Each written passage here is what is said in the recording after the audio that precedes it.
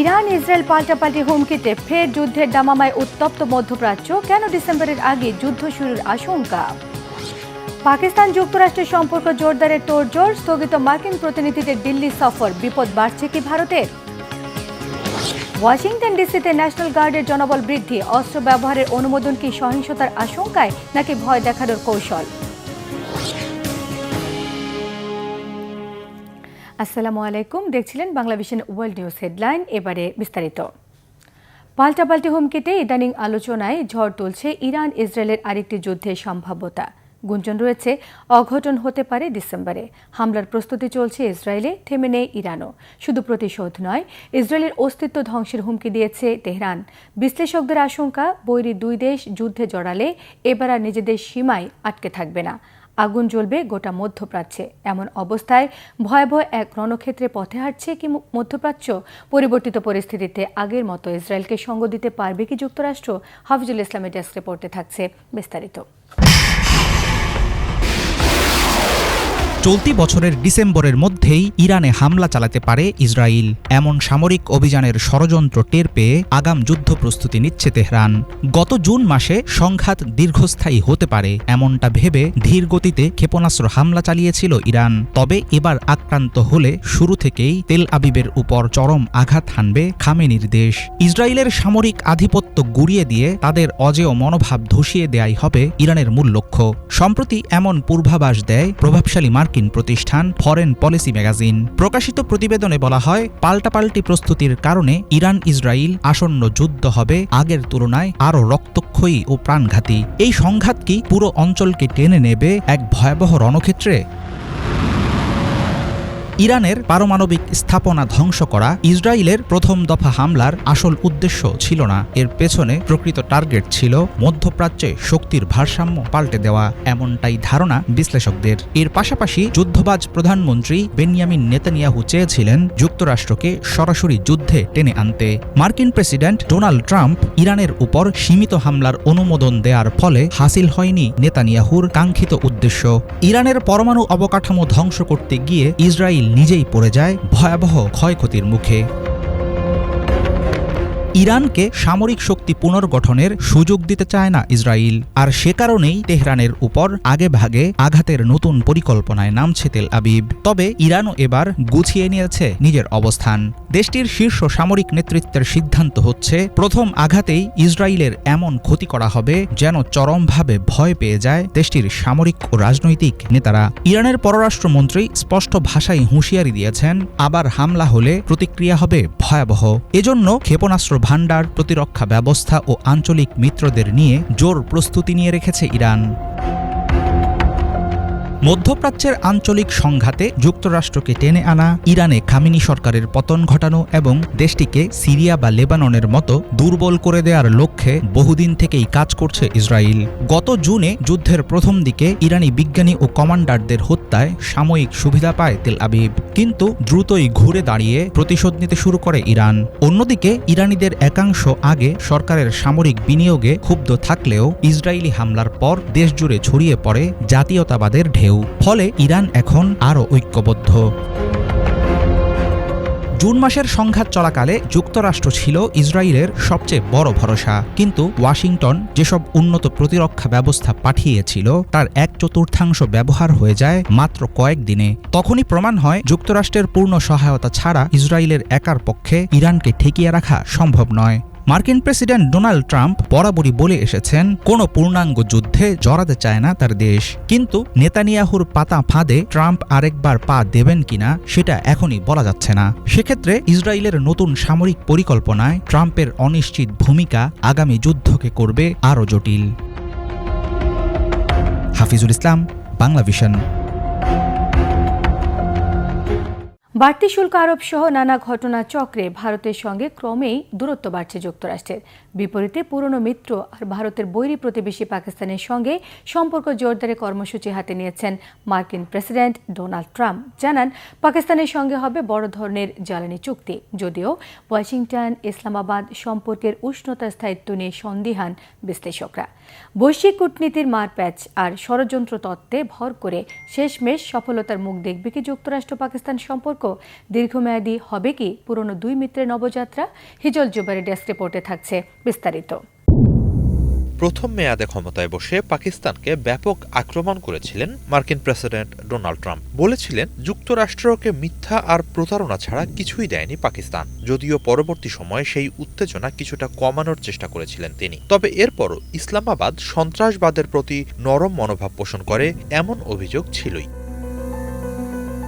তবে দ্বিতীয় মেয়াদে হোয়াইট হাউসে বসার পর গতবারের ঠিক উল্টো আচরণ দেখাচ্ছেন ডোনাল্ড ট্রাম্প। এ যাত্রায় মার্কিন সামরিক কর্মকর্তারা পাকিস্তানের সঙ্গে সন্ত্রাস বিরোধী অংশীদারিত্বকে বলছেন দারুণ, দুর্দান্ত ইত্যাদি। সম্প্রতি পাকিস্তানের রাজনীতিতে অত্যন্ত প্রভাবশালী সেনাবাহিনীর প্রধান হোয়াইট হাউসে ট্রাম্পের সঙ্গে ব্যক্তিগতভাবে মধ্যাহ্নভোজেও অংশ নিয়েছেন। সব মিলিয়ে উষ্ণতা আর দহরম মহরমের এ এক নতুন অধ্যায়। ট্রাম্প পাকিস্তানকে প্রতিশ্রুতি দিয়েছেন খনিজ ও জ্বালানি খাতে বড় চুক্তির। পাকিস্তানে বিপুল তেলের মজুদ আছে বলে উচ্ছ্বাস জানিয়েছেন তিনি। যদিও পাকিস্তানের কর্মকর্তারাই নিশ্চিত নন ট্রাম্প যে জ্বালানির বড় মজুদের কথা বলছে তা ঠিক কোথায়। তবে একটা বিষয় পরিষ্কার, পাকিস্তান আবারও যুক্তরাষ্ট্রের প্রিয় তালিকায় উঠে এসেছে। অন্যদিকে ট্রাম্পের সঙ্গে ঘনিষ্ঠ সম্পর্ক গড়ে তোলা ভারত এখন দরজার বাইরে। যুক্তরাষ্ট্র তাদের পণ্যে 50% শুল্ক বসিয়েছে, অথচ পাকিস্তানের ক্ষেত্রে তা হয়েছে 19%। কেন ভারতের বদলে যুক্তরাষ্ট্রের প্রিয় তালিকায় পাকিস্তান? এই প্রশ্নের উত্তর খোঁজার চেষ্টা করেছে প্রভাবশালী মার্কিন গণমাধ্যম নিউ ইয়র্ক টাইমস। তারা বলছে এই উষ্ণতার আংশিক কারণ ট্রাম্পের দ্বিতীয় মেয়াদের শুরুতেই পাকিস্তান দুটি সাফল্য দেখিয়েছে। এক, চলতি বছরের মার্চে ইসলামিক স্টেটের এক শীর্ষ নেতাকে আটক করেছে ইসলামাবাদ। তার বিরুদ্ধে 2021 সালে আফগানিস্তানের রাজধানী কাবুলে বোমা হামলার পরিকল্পনার অভিযোগ রয়েছে। ওই হামলায় 13 মার্কিন সেনাসহ 180 জনের বেশি নিহত হন। দ্বিতীয় কারণ, পাকিস্তানের পক্ষ থেকে ট্রাম্পকে নোবেল শান্তি পুরস্কারের জন্য মনোনয়ন দেওয়ার ঘোষণা। ইসলামাবাদের মতে ট্রাম্প ভারত পাকিস্তানের সাম্প্রতিক সংঘাতে মধ্যস্থতা করেছেন। অন্যদিকে দিল্লি বারবার ট্রাম্পের এই কৃতিত্বের দাবি নাকচ করে চলেছে। সে যাই হোক, সব মিলিয়ে ট্রাম্পের দ্বিতীয় মেয়াদের ক্ষমতা নতুন করে ওয়াশিংটন ইসলামাবাদ সম্পর্ক গড়ার সুযোগ এনে দিয়েছে। পাকিস্তানি কর্মকর্তারা তাদের দেশকে গুরুত্বপূর্ণ খনিজের উৎসের পাশাপাশি বিটকয়েন খনির কেন্দ্র হিসেবেও উপস্থাপন করেছেন। এবছরের এপ্রিলে ট্রাম্প সমর্থিত একটি ক্রিপ্টোকারেন্সি প্রতিষ্ঠান পাকিস্তানের ক্রিপ্টো কাউন্সিলের সঙ্গে সম্মতিপত্রে স্বাক্ষরও করে। এসব ছাড়াও পাকিস্তান যুক্তরাষ্ট্র থেকে বেশি বেশি পণ্য আমদানির প্রতিশ্রুতি দিয়েছে। একই সাথে যুক্তরাষ্ট্রের ব্যবসায়ীদের পাকিস্তানে বিভিন্ন খনির প্রকল্পে বিনিয়োগের সুযোগ দেওয়ার কথাও বলা হচ্ছে।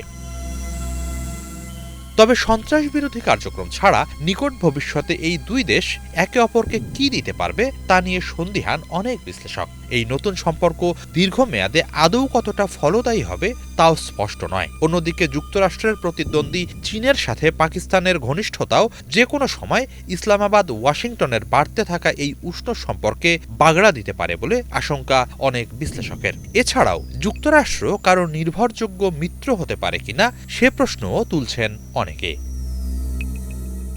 হিজল জুবাইর, বাংলা ভিশন। এদিকে পারস্পরিক অবনতিশীল সম্পর্ক আর টানাপোড়েনের জেরে এবার ভারতে মার্কিন বাণিজ্য প্রতিনিধি দলের পূর্ব নির্ধারিত সফর বাতিল হয়েছে। ভারতের পণ্যে 2 দফায় যুক্তরাষ্ট্রে 50% শুল্ক আরোপের আবহে বৈঠকটি খুবই গুরুত্বপূর্ণ ছিল। বাণিজ্য সমঝোতার জন্য আগামী 25 থেকে 29 আগস্ট পর্যন্ত ভারতে মার্কিন প্রতিনিধি দলের সফর আর মধ্যস্থতা আলোচনার কথা ছিল।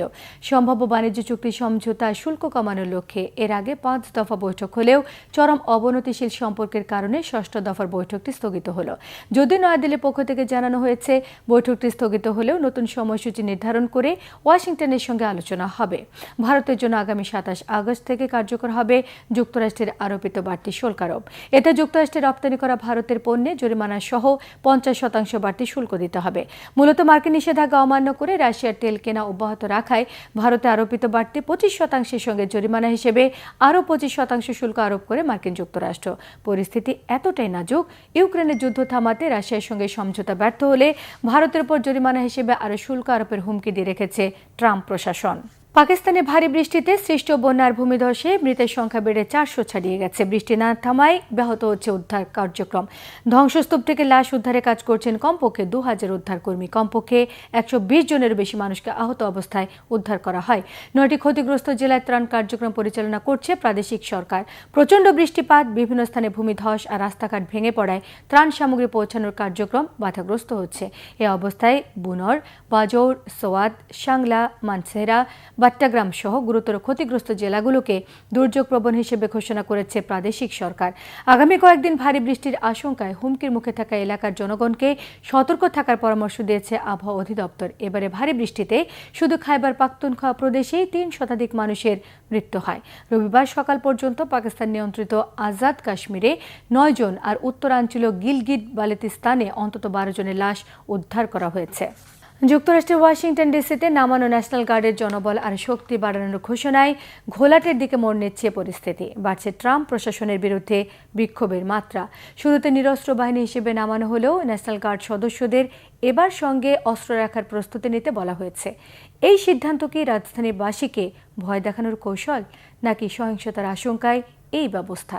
বিস্তারিত মীর ফজলে রাব্বির ডেস্ক রিপোর্টে। ক্রমেই জটিল হয়ে উঠছে যুক্তরাষ্ট্রের ওয়াশিংটন ডিসির নিরাপত্তা পরিস্থিতি। গত 11 আগস্ট মার্কিন প্রেসিডেন্ট ডোনাল্ড ট্রাম্প এক ঘোষণায় জানান তিনি অস্থায়ীভাবে ওয়াশিংটন ডিসির পুলিশ বিভাগের নিয়ন্ত্রণ নিচ্ছেন। সেই সঙ্গে শহরটিতে 800 জন ন্যাশনাল গার্ড সেনা মোতায়েনের ঘোষণা দেন তিনি।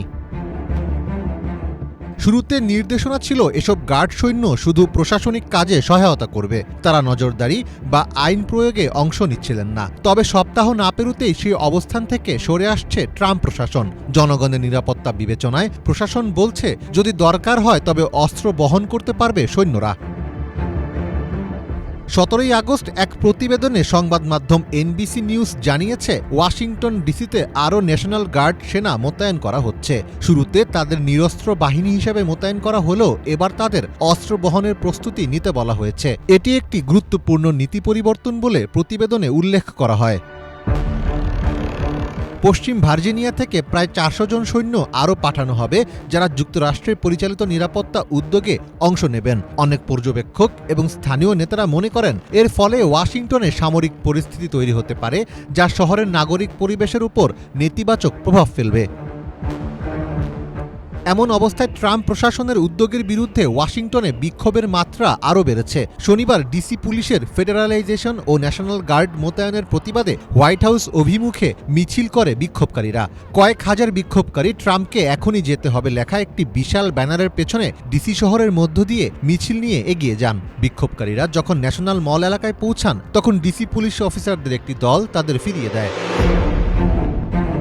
এ সময় অনেক বিক্ষোভকারীকে ট্রাম্প বিরোধী স্লোগান দিতে ও হ্যান্ডস অফ ডিসি লেখা প্লেকার্ড ধরে রাখতে দেখা যায়। তারা ডোনাল্ড ট্রাম্পের কার্যক্রমকে ফ্যাসিবাদী বলে অভিহিত করে ওয়াশিংটন ডিসি দখলের বিরুদ্ধে তাদের ক্ষোভ প্রকাশ করেন। আমি চাই আমেরিকার সবাই বুঝতে পারুক যে এখানে যা ঘটছে তা ভুল। ট্রাম্প যা করছেন তা অবৈধ, অনৈতিক ও অসাংবিধানিক। আমাদের ডিসিতে একটি অবৈধ সামরিক আইন চলছে। এখানে এমন কোনো সমস্যা নেই যা স্বাভাবিক অপরাধের বাইরে, অথচ সরকার অবৈধ ও অনৈতিকভাবে অভিবাসীদের টার্গেট করছে, বিনা কারণে তাদের বিরুদ্ধে যাচ্ছে। ট্রাম্পের মতে অপরাধমূলক কর্মকাণ্ড বৃদ্ধির প্রবণতা থেকে ওয়াশিংটন ডিসিকে রক্ষা করতে এই পদক্ষেপ জরুরি ছিল। যদিও বিভিন্ন তথ্য উপাত্ত বলছে 2023 সালে ওয়াশিংটন ডিসিতে সহিংস অপরাধের ঘটনা বৃদ্ধি পেলেও তারপর থেকে তা দ্রুত কমেছে। ট্রাম্পের এই উদ্যোগকে ভালো চোখে দেখেননি ডেমোক্রেটিক পার্টির মেয়র মুরিয়েল বাউজার। তিনি এটিকে ট্রাম্পের আধিপত্যবাদ প্রতিষ্ঠার প্রচেষ্টা বলে আখ্যা দিয়েছেন। ট্রাম্পের কার্যক্রমকে ভালোভাবে নিচ্ছেন না ওয়াশিংটনের সাধারণ বাসিন্দারাও। যদিও ট্রাম্প বলছেন শুধু ওয়াশিংটন নয়, প্রয়োজন হলে ডেমোক্রেট নিয়ন্ত্রিত অন্য শহরগুলোতেও একই ধরনের পদক্ষেপ নিতে পারেন তিনি। মীর ফজলে রাব্বি, বাংলা ভিশন। গত কয়েকদিন ধরেই সরকার বিরোধী বিক্ষোভে উত্তাল ইউরোপের দেশ সার্বিয়া। পুলিশি ধরপাকড়, টিয়ার গ্যাস, স্টান গ্রেনেড উপেক্ষা করে প্রতিদিন মাঠে নামছেন আন্দোলনকারীরা। প্রতিবাদী কর্মসূচির পঞ্চম দিন সংঘর্ষে আহত হন কমপক্ষে 27 জন পুলিশ ছাড়াও শতাধিক মানুষ। ভাঙচুর করে অগ্নিসংযোগ করা হয়েছে ক্ষমতাসীন সার্বিয়ান প্রোগ্রেসিভ পার্টি SNS এর একাধিক কার্যালয়ে। বিশৃঙ্খল পরিস্থিতি ছড়িয়ে পড়েছে প্রায় 400টি শহরে। কেন এই আন্দোলন? ক্ষমতাসীন SNS এর পক্ষ নিয়ে হুমকি দিল কেন রাশিয়া? চন্দ্রিকা মজুমদারের ডেস্ক রিপোর্টে থাকছে বিস্তারিত। বিক্ষোভে উত্তাল সার্বিয়া। পুলিশ টিয়ার গ্যাস ছুড়েও হটাতে পারছে না আন্দোলনকারীদের। বিক্ষোভ চলছে ভ্যালিয়েভো শহরের ক্ষমতাসীন দল সার্বিয়ান প্রোগ্রেসিভ পার্টি এসএনএস এর কার্যালয় লক্ষ্য করে। ছোড়া হচ্ছে ইট, পাথর, বোতল। শনিবার রাতে জানালা ভেঙে বাজি ও ফ্লেয়ার ছুড়ে এসএনএস এর কার্যালয়ের ভেতরে অগ্নিসংযোগ করে বিক্ষোভকারীরা। পরিস্থিতি নিয়ন্ত্রণে মাঠে তৎপর পুলিশ। সংঘর্ষে পুলিশ কর্মকর্তা সহ আহত অনেকে। সার্বিয়ার রাজধানী বেলগ্রেড ছাড়াও দেশের বিভিন্ন স্থানে বিক্ষোভ করে আন্দোলনকারীরা। দক্ষিণ ও মধ্যাঞ্চলের শহরগুলোতেও হাজারো মানুষ স্থানীয় দপ্তরের সামনে প্রতিবাদে অংশ নেয়। এ সময় আটক করা হয় বেশ কয়েকজনকে। আন্দোলনকারীদের অভিযোগ, তাদের দমাতে অতিরিক্ত বল প্রয়োগ করছে সার্বিয়ার আইনশৃঙ্খলা বাহিনী। এসএনএস এর কার্যালয়ের খালি ঘরগুলোতে আক্রমণ করলে পুলিশ স্টান গ্রেনেড ও টিয়ার গ্যাস ছোড়ে বিক্ষোভকারীদের ময়দান ছাড়া করতে। এছাড়াও সার্বিয়ার রাজধানী বেলগ্রেড ও নোভি সাদে পুলিশ বর্বর সহিংসতা চালাচ্ছে বলে অভিযোগ এনেছে আন্দোলনকারীরা। এর জেরে ক্ষোভ আরও ছড়িয়ে পড়ছে সাধারণ মানুষের মধ্যে। এর মধ্যেই সার্বিয়ার প্রেসিডেন্ট আলেকজান্ডার ভুসিচ আন্দোলনকারীরা দেশে বিশৃঙ্খলা সৃষ্টি করছে বলে তাদের যথাযথ শাস্তি দেওয়া হবে মন্তব্য করেছেন। গণ অভ্যুত্থানে বিপর্যস্ত সার্বিয়ার প্রেসিডেন্টকে সহায়তা করার প্রতিশ্রুতি দিয়েছেন রাশিয়ার প্রেসিডেন্ট ভ্লাদিমির পুতিন। জানান, প্রেসিডেন্ট আলেকজান্ডারের কোনো ক্ষতি হলে চুপ থাকবে না রাশিয়া। এদিকে প্রেসিডেন্ট ভুসিচের বিরুদ্ধে দুর্নীতির অভিযোগ এনে আগাম নির্বাচনের দাবি জানিয়েছে দেশটির বিরোধী দলগুলো। সাধারণ জনগণের সাথে এসব দলের কর্মীরাও অংশ নিয়েছে আন্দোলনে। এ ঘটনায় ইউরোপ কাউন্সিলের মানবাধিকার কমিশন উদ্বেগ জানিয়েছে। তবে সার্বিয়ার স্বরাষ্ট্রমন্ত্রী ইভিকা দাদিস সরকার ও পুলিশের স্বেচ্ছাচারিতার অভিযোগ অস্বীকার করেছেন। ঘটনা শুরু হয় 2024 সালের 1 নভেম্বর সার্বিয়ার একটি রেল স্টেশনের ছাউনি ধসে পড়াকে কেন্দ্র করে। এ ঘটনায় নিহত হয় 16 জন। 22 নভেম্বর সার্বিয়ার বিশ্ববিদ্যালয় পড়ুয়া শিক্ষার্থীরা সরকারের বিরুদ্ধে আন্দোলন শুরু করে। এরপর 2025 সালের মার্চে বিক্ষোভ ছড়িয়ে পড়ে সার্বিয়ার 400টি শহরে। এরপর থেকেই আন্দোলনের তীব্রতা দ্রুত বাড়ছে। Chandrika Majumdar, Bangla vision news desk. স্পেনে দাবানলে প্রাণহানি বেড়ে অন্তত 7 জনে পৌঁছেছে। ঝুঁকির মুখে 17শো শতাব্দীর আতালাইয়া দুর্গ। দাবানলে এরই মধ্যে পুড়ে ছাই হয়ে গিয়েছে 1,50,000 হেক্টরেরও বেশি এলাকা। উত্তরের উপকূলীয় এলাকায় আবহাওয়ার তাপমাত্রা 40 ডিগ্রি সেলসিয়াস পর্যন্ত পৌঁছানোর পূর্বাভাসে আগুন আরও দ্রুত ছড়ানোর ঝুঁকি বাড়ছে। বিস্তারিত ডেস্ক রিপোর্টে। ইউরোপ জুড়ে দাবানলের ভয়াবহ তাণ্ডব চলছে। একের পর এক দেশ পুড়ছে আগুনে। ধ্বংস হয়ে যাচ্ছে বনাঞ্চল ও জনবসতি। এসব দাবানলের কারণে মানুষের জীবনযাপন হয়ে উঠেছে অসহনীয়। ধোঁয়ার কারণে শ্বাস প্রশ্বাসে সমস্যা দেখা দিচ্ছে। বহু মানুষ শারীরিক অস্বস্তিতে ভুগছেন। প্রাণহানির সংখ্যা যেমন বাড়ছে, তেমনি প্রকৃতিও মারাত্মক ক্ষতিগ্রস্ত হচ্ছে। এবার স্পেনের ভেরিন শহরে অবস্থিত ঐতিহাসিক 17শো শতাব্দীর আতালাইয়া দুর্গ গত 16 আগস্ট এক ভয়ঙ্কর দাবানলের সরাসরি হুমকির মুখে পড়েছে। 1640 থেকে 1668 সালের যুদ্ধের সময় প্রতিবেশী পর্তুগালের আক্রমণ ঠেকাতে এই দুর্গটি নির্মাণ করা হয়। সাম্প্রতিক দাবানলে আশেপাশের গাছপালা পুড়ে গেলেও দুর্গটি আগুনে ক্ষতিগ্রস্ত হয়নি। স্পেনের এই দাবানলের কারণে এখন পর্যন্ত 7 জন প্রাণ হারিয়েছেন। আগুনে পুড়ে গেছে বিশাল একটি এলাকা। ইউরোপের নানা অঞ্চলে দাবানল নেভাতে নিরলসভাবে কাজ করে চলেছে দমকল বাহিনী। বিশেষজ্ঞদের মতে গত 2 দশকে এই গ্রীষ্ম মৌসুমেই সবচেয়ে ভয়ঙ্কর দাবানলের দেখা দিয়েছে। জরুরি পরিষেবার তথ্য অনুযায়ী টানা প্রায় 2 সপ্তাহ ধরে চলা প্রচণ্ড তাপপ্রবাহ ও উষ্ণ বাতাস পরিস্থিতিকে আরও জটিল ও বিপজ্জনক করে তুলেছে। স্পেনের এই দাবানল ব্যাপকভাবে ছড়িয়ে পড়ার পর প্রশাসনের পক্ষে আগুন নিয়ন্ত্রণে আনা বেশ কষ্টকর হয়ে পড়েছে। 1,50,000 হেক্টরেরও বেশি এলাকা পুড়ে গেছে আগুনে। এক ভিডিও চিত্রে দেখা গেছে ঘন জঙ্গলের উপর দিয়ে আগুন দ্রুত ছড়িয়ে পড়ছে এবং আকাশে বিশাল ধোঁয়ার কুণ্ডলী পেকে আছে। স্পেনের জাতীয় আবহাওয়া বিভাগ জানিয়েছে, দেশের উত্তর ও পশ্চিমাঞ্চলে দাবানলের তীব্র ঝুঁকি রয়েছে। উত্তরের উপকূলবর্তী এলাকাগুলোর তাপমাত্রা 40 ডিগ্রি সেলসিয়াস পর্যন্ত পৌঁছাতে পারে বলে জানানো হয়েছে। এতে আগুন আরও দ্রুত ছড়িয়ে পড়ার ঝুঁকি বেড়েছে।